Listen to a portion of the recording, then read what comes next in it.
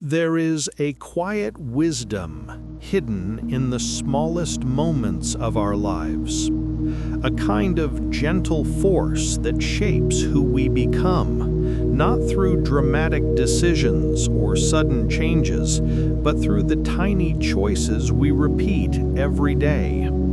Atomic Habits is a book that invites us to slow down and see the truth of our lives with clear eyes. It tells us that we do not need to transform ourselves overnight. We do not need to fight battles that feel too big. Instead, we can focus on the smallest possible change, the tiniest adjustment, and let time magnify it for us. This is not loud motivation, not high-pressure productivity. It is a calm, deep understanding that our lives are built not by intensity, but by consistency. And today, we will walk together, slowly and peacefully, into this world of small changes that create remarkable results. Imagine yourself standing by a quiet river. The water moves softly, barely noticeable moment to moment. But if you return to that river after years, you will see how it carved the rocks, shaped the banks, and changed the landscape around it. Habits work exactly like that river. They seem small, almost invisible in the short term, but over time, they change the entire shape of your life. Every small action, repeated over days and weeks, becomes a powerful force. And just like the river does not rush, does not force, does not fight, your habits also don't need to be dramatic. They simply need to flow every day, gently and naturally. James Clear beautifully reminds us that habits are the compound interest of self-improvement. Just as money multiplies through compounding, your habits multiply their effect through consistency. If you improve by just 1% each day, the improvement seems tiny, almost meaningless.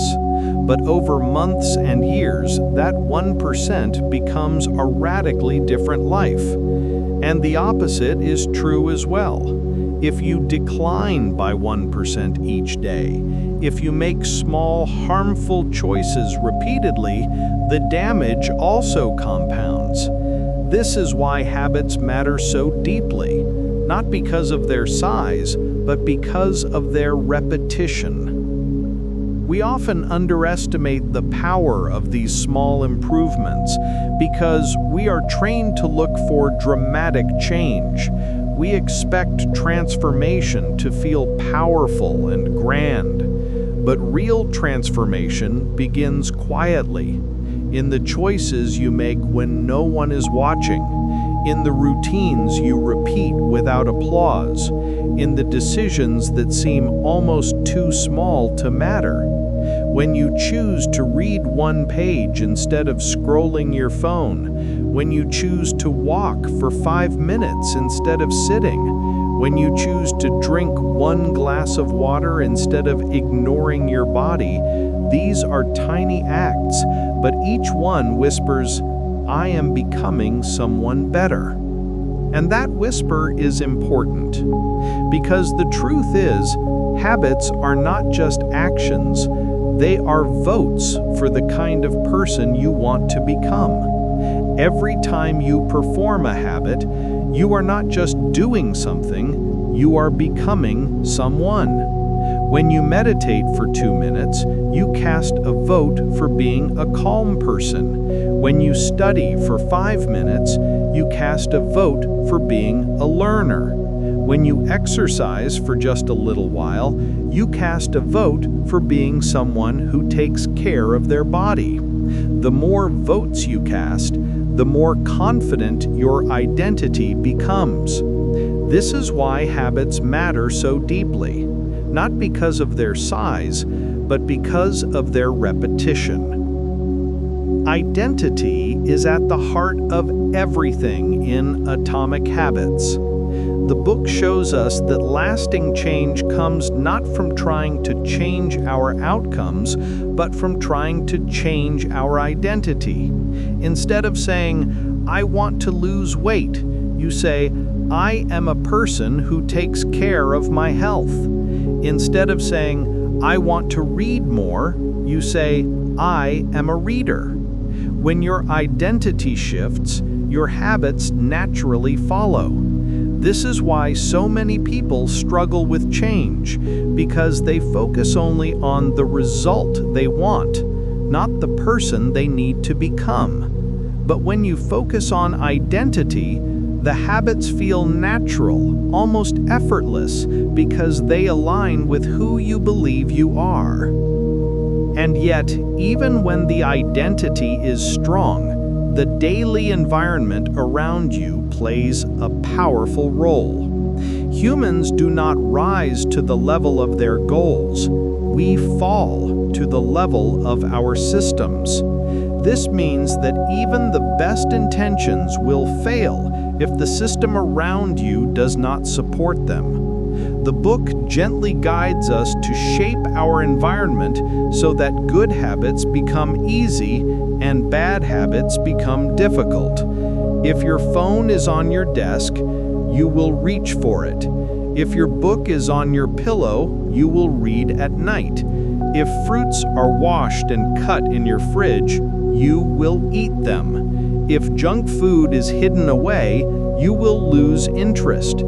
Your environment silently guides your behavior, so shaping it wisely gives you a calm, natural flow toward better habits.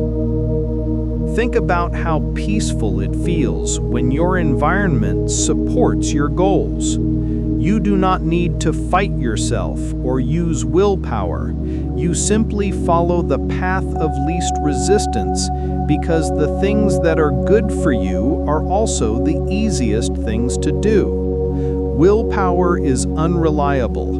Goals are temporary, but systems and environments quietly shape your future every single day.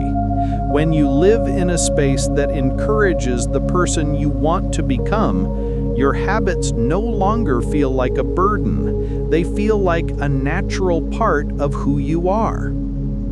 The book also explains that every habit has a cycle: cue, craving, response, and reward. These are not complex ideas.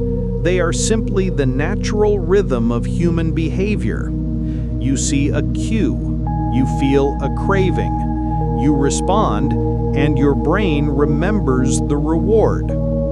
If you want to build a new habit, you make the cue obvious, the craving attractive, the response easy, and the reward satisfying. If you want to break a habit, you make the cue invisible, the craving unattractive, the response difficult, and the reward unsatisfying. This is not about forcing change.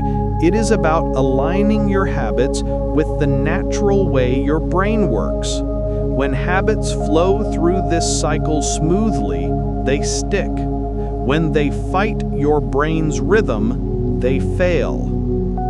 There is a beautiful calmness in understanding this cycle.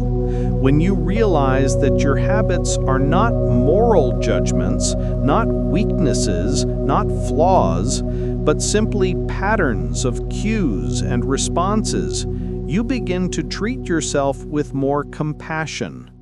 Instead of blaming yourself for not having discipline, you start designing systems that support you.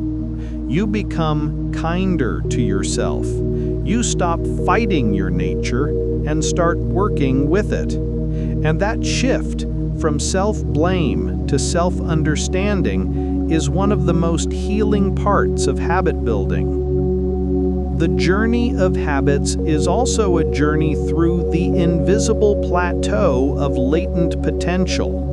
This is the idea that when you start a new habit, you often see no progress at first. You go to the gym for a week and your body looks the same. You study for a month and nothing seems to change. You meditate every day, but your mind still feels restless, and you wonder if it's worth it. You wonder if you should quit. But the book explains that progress hides beneath the surface, accumulating quietly. You are like an ice cube sitting on a table. For hours, the temperature rises slowly from -5 degrees to -4, to -3, to -2. Nothing seems to happen. The ice cube stays the same. But then it hits 0 degrees, and suddenly, it melts. That moment feels dramatic, but it's simply the result of